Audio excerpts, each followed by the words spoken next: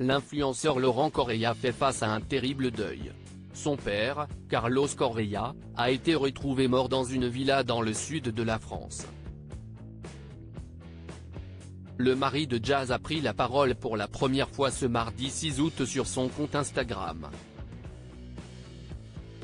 Laurent Correia, connu aussi sous le nom de Laurent Billionnaire, doit faire face à un terrible drame familial.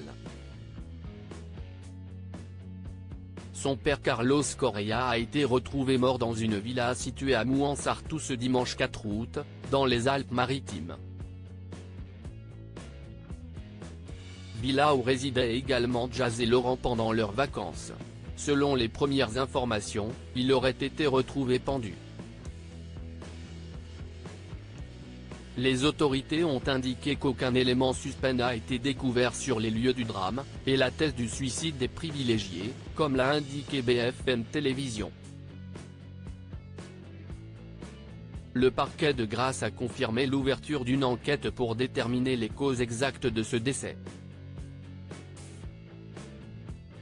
Âgé de 57 ans, Carlos Correia avait été libéré de prison en 2021, après avoir purgé une peine de 3 ans, comme l'avait révélé Laurent dans des publications sur ses réseaux sociaux. Vous avez sûrement compris, mon père est sorti de prison.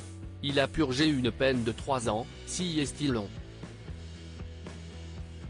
Je l'ai récupéré en France, et maintenant nous sommes au Portugal, avait-il déclaré.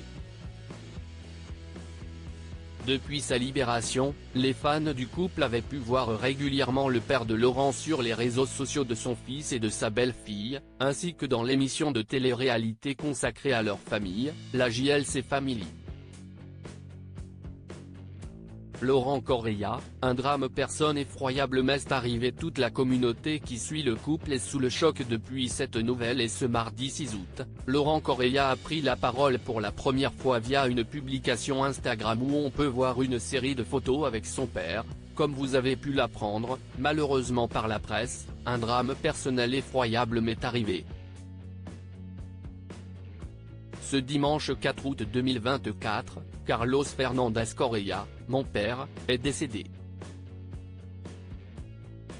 Ce drame relève de ma vie privée et je souhaiterais que sa mémoire et sa dignité soient respectées, a-t-il écrit. Puis, le père de 4 enfants a tenu à remercier tous ceux qui lui apportent du soutien. Je n'ai pas les mots pour remercier ceux qui ont la gentillesse de me présenter leurs condoléances, a-t-il ajouté.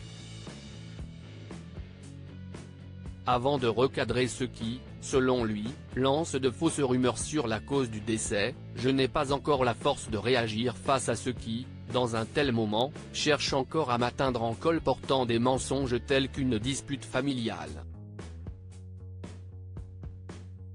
La justice s'est emparée de l'affaire et de nouveaux éléments seront certainement bientôt dévoilés.